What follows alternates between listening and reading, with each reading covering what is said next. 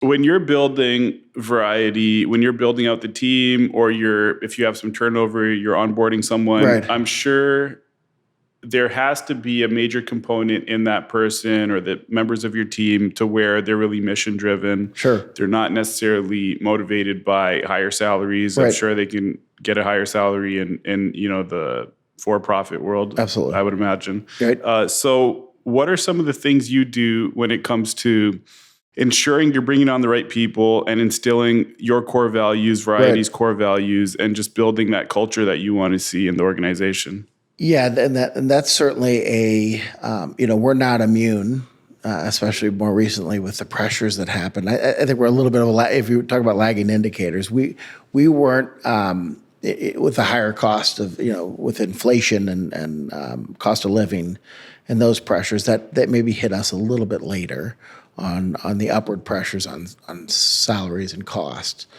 But we're certainly the folks who are going to be attracted to coming to us absolutely aren't doing it for the money. So they need fair, competitive salaries and benefits and stuff like that. But I think they all realize in the for-profit world they could be making more money.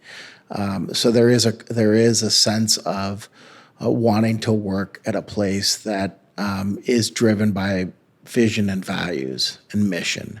And so that may be one point of differentiation between, I know a lot of companies, that's important, but that may not be the driver. For us, we're getting people who are, that's what motivates them.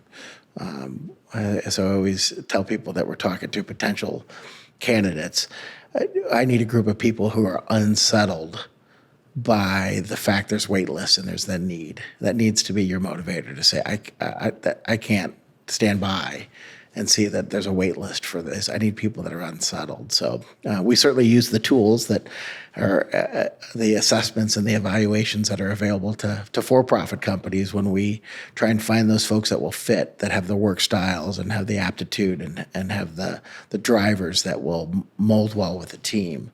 And so we use those when we do in the assessment process. But we are looking for folks that's their motivator, their driver. They're not driven by needing needing the compensation that's going to be available in the for-profit world and not the nonprofit world. Folks that are okay with change, so as we're in an ever-changing environment, so they have to be able to adapt to that. And so we are not against finding people that, like myself, who come with no experience in the nonprofit world, but that have a set of core skills that will adapt well and will serve them well when they come over to our side. What types of metrics or data would you say you measure in the organization? Because it's one thing to have those folks that you just mentioned that are for the mission, unsettled by this need in our society, but bringing them together and really focusing their energy on what Variety needs to do or accomplish is an entirely different task, I would imagine. So how are you using metrics? And interesting. We just